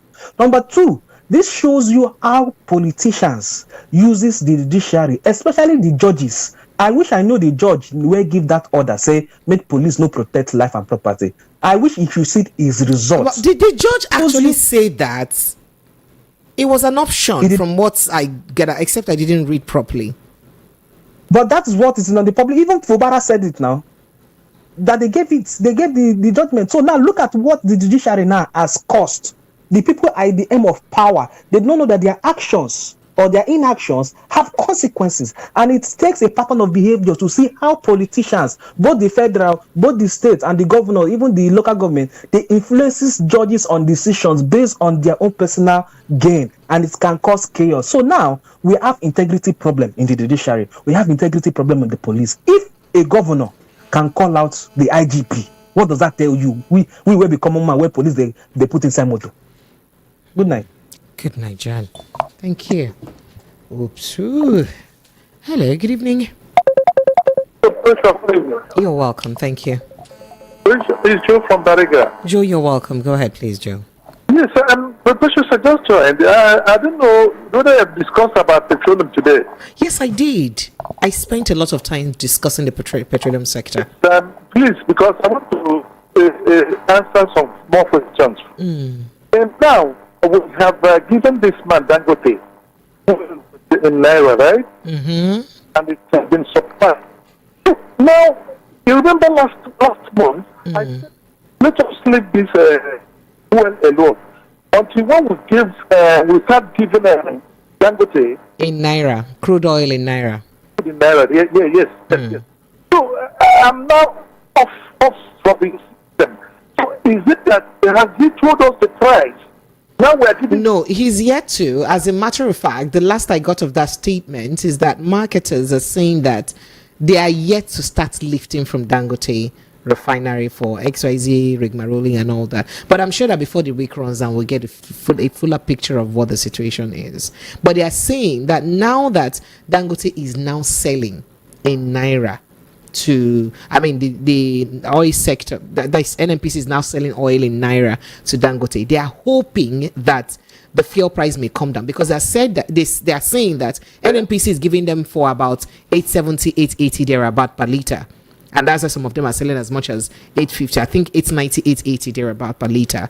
And that's why they're selling about 950, depending on the part of the country that they are.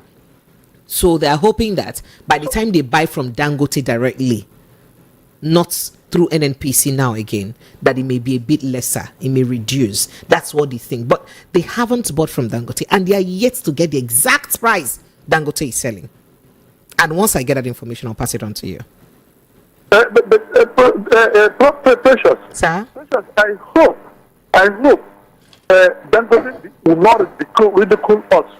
Let him give us a good price. Good price. rise into NNPC. Okay, NNPC have taken over. Let us, at least, let me give my own view. At least, and let it remain on 500. 500. So with Nigerians, we can afford it so that we can do our businesses. Please, and we are begging. And then let us continue to put pressure on them, on this premium spirit, because it's very, very important. It's our economy. Please, let us be putting out every day about. Thank you. Good night. All right. Thank you so much. I appreciate you. Hello. Good evening and welcome. Good evening, Precious. Hello. Joval, how are you? I'm doing great. Great. Go ahead. I hope you're fine today. Don't ask me. Don't let me lie to you. So go ahead. Precious, I need to know, are you fine today? I am not. Will you make me fine?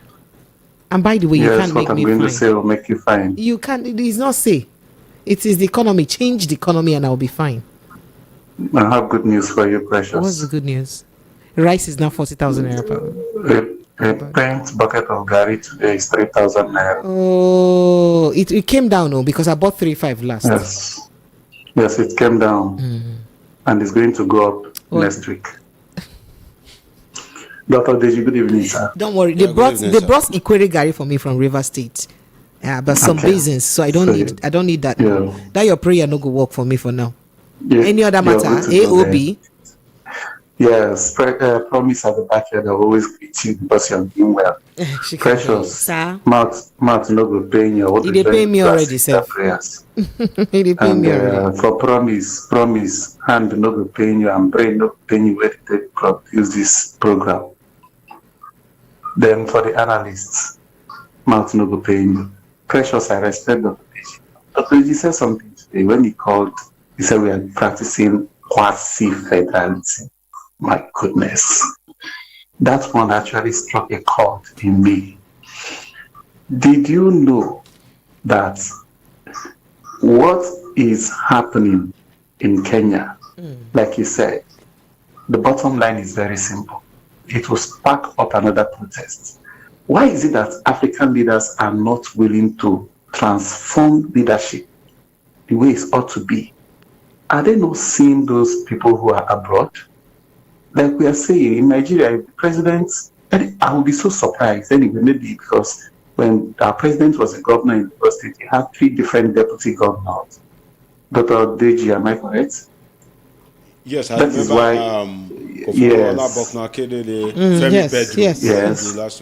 yes. Then there's the other one before he left being governor. That's why I call you a polythinkist. Okay. And I am also polythinking in this part. So you see, there's nothing that African leaders are doing that will take us away from, being a dependent economy to the whites. African leaders like to hold on to power. They like to acquire everything to themselves. But if you look at the other side, because if we call them developed world, it will look as if we are not developing. What they do is very simple. They want to be sure that everybody is fine. Government is running on autopilot. It doesn't matter who is there. The government will function properly. But here, we are too religious, but we are the greatest sinner. I heard Dr. Rich talking about hellfire heaven when he started the show. A lot of people are not going to church. But what we are doing is simply showing that we are not ready. We are not going to get away from this situation we have, taken ourselves into, especially by our leaders. What is happening in River State is very simple.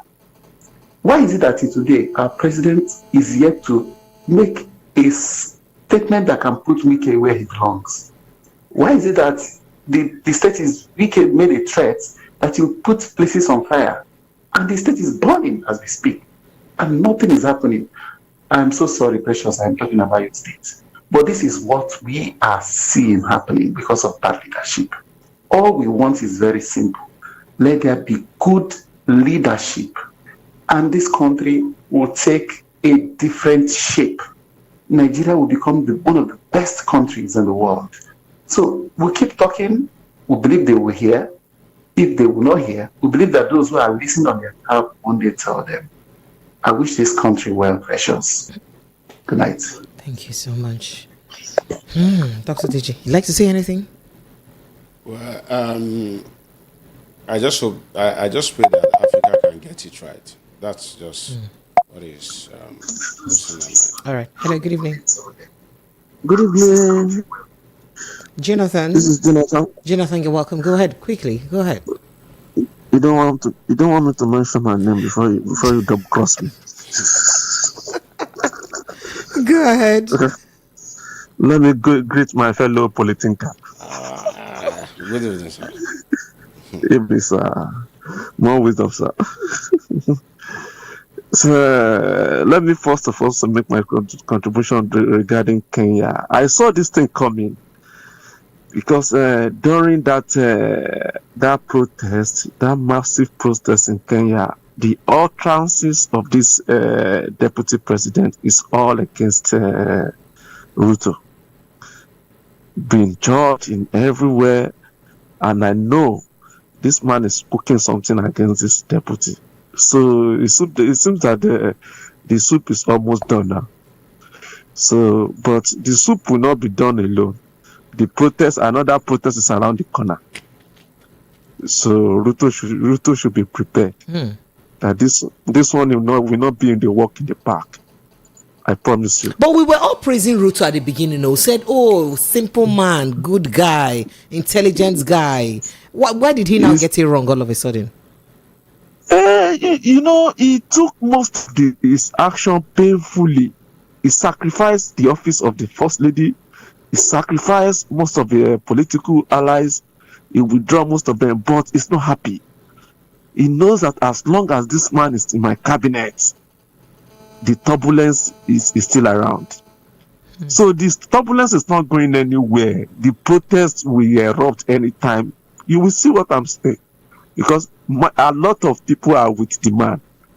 So, and the man too is ready. So, now that is that. Regarding the rivers trouble is not going anywhere soon. So, yes, I was watching Weekend on channels. Maybe in the last 1 hour, analyzing with Okimbaloye, putting that Fubara did not obey the court order. I say, as a ex-governor, who are you to mention that a sitting governor does not obey court order? So, and he mentioned Bode George. Okimbaloye was asking him that Bode George said that Fubara is the leader of the PDP in Rivers State. Wike said that why must he be? If true, Bode George said that. Bode George said that we lift town when Tinubu win in court. I said this problem is not going anywhere, son. But because he has an answer for everyone who criticizes him. Is that what you're saying? I'm coming. You can, if you when the beat change, the dancing step to change now. No, so what I'm happy about is that the sitting governor knows who is dealing with. So it just be like Dr. Did you know what I'm saying? You know when the rat they chop person go they blow you. No, be like. Go they chop you. So when the brother was saying yesterday, I have knelt down and do this. Yes, and there do is this. nothing I haven't done. Yes, but it still go ahead and conduct election. Nothing happen. But should he not have conducted the election? No, it's what is because that would be suicidal for him. That's what some would say. Yes, he's working against the time to beat the Supreme Court time not to conduct the election. The where Wike will be go and wait now is the disbursing of that allocation now. You will see what will happen. So they will say that. So the president will now not disburse allocation to Rivers State local governments. For what reason? You will see now to elected officials. They will say that that will show that the president himself will be screaming when Obasanjo did same to him. You two now want and what Fubara did is still legitimate in terms of creating. It's legitimate. So I want to see. In fact, which local government election is even free and fair in this Nigeria? I even want to see what the Supreme Court will say. Maybe the Supreme Court will say, "Oh, Fubara was wrong." But the truth is, now that this election has been conducted, if Tinubu would told the local government fund of Rivers State Tinubu did what is obviously unconstitutional by creating additional local government. Fubara God bless you, conducted sir. an God bless election. you. Let's meet on Polythink. Let me allow you. Yes. We meet on Polythink. Yes. All right, reserved. Okay, so those, Exclusive but they are on not. Polythink. They're still not. I will join you there. They're still Very not well, sir. recognized local government till today. That's why their local council. But he did it, and Yes, despite the fact that he is president, he is. But you yet don't to- give them allocation. There is no he is- allocation accrued to those people he yet. is here to reverse it, and that's why I have asserted that it is. He's no longer it the is- governor of the state, it so is he the can't reverse president- it. It is the president or his close political hallelujah boys that will first disobey the Supreme Court judgment, because he has to pay Lagos State the money for 20 local government. When that money is paid, Lagos State has 20 local government and some LCDs making about close to over 40 or 50. About 40, so, yeah. Yeah.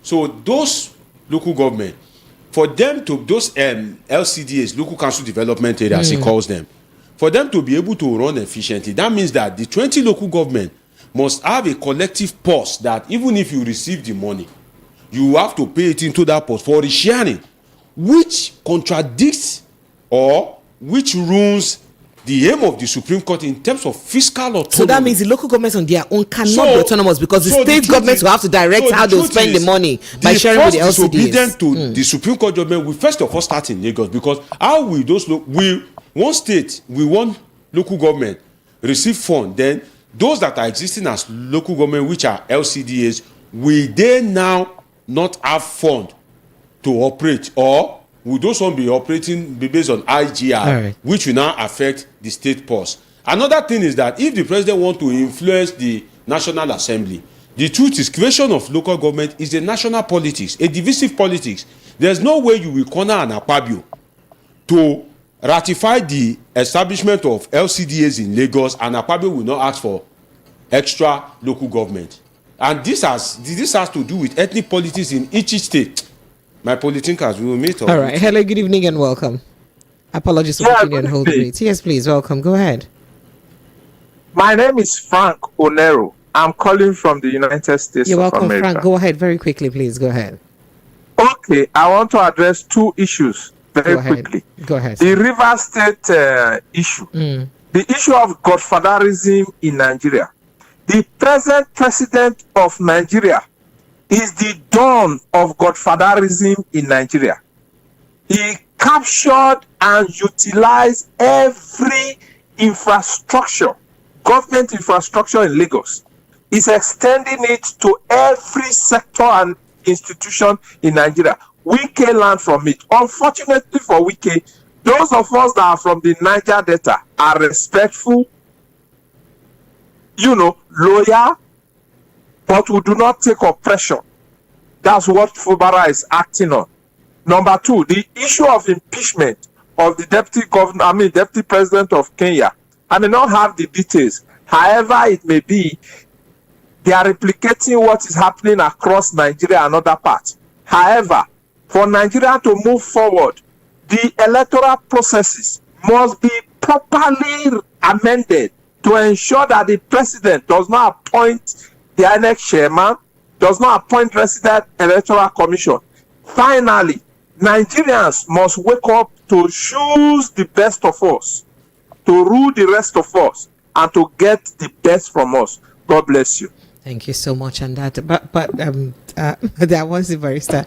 Dr. Digi, your parting in short, as we wrap up the conversation. Well, Wike has said a lot in an interview this evening with Sheon, where he did mention a lot. He mentioned that that Fubara did not kneel down for him. If he said he knelt down for him, what did he kneel down for him for?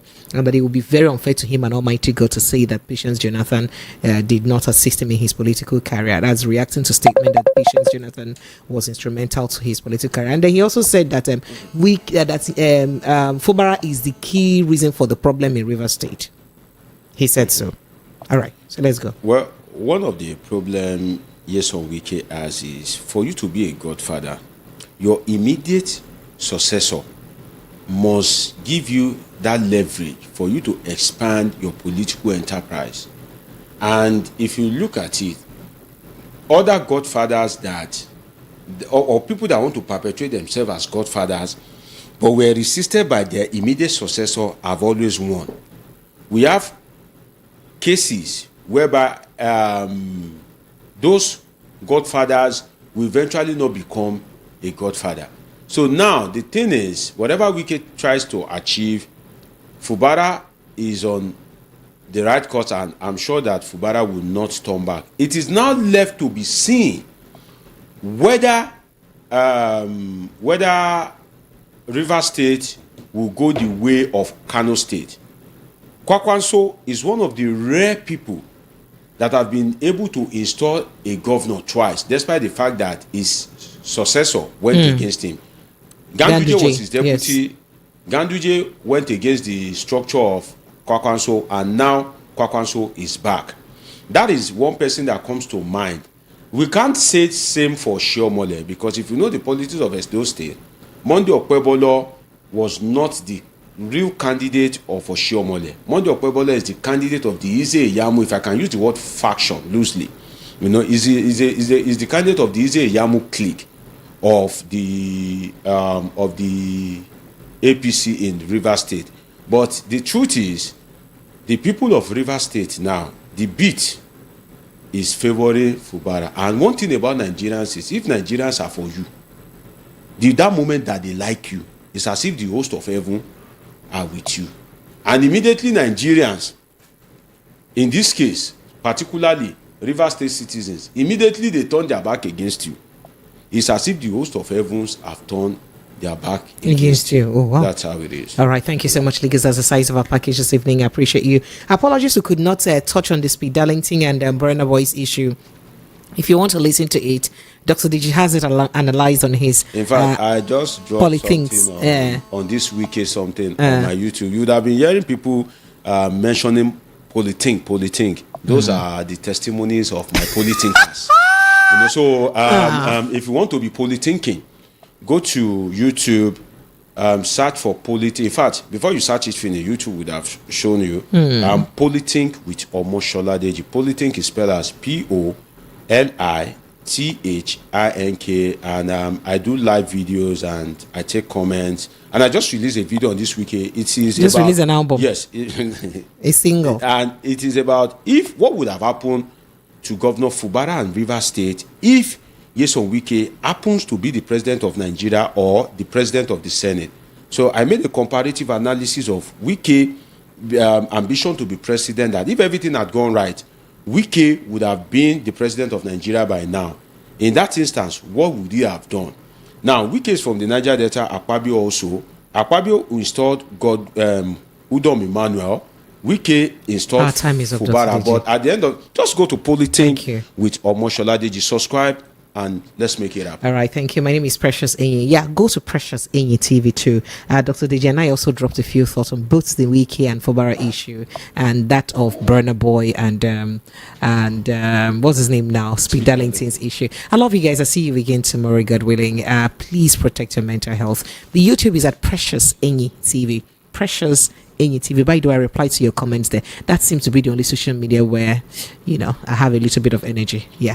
So I'll see you again tomorrow, God willing. Good night and God bless you.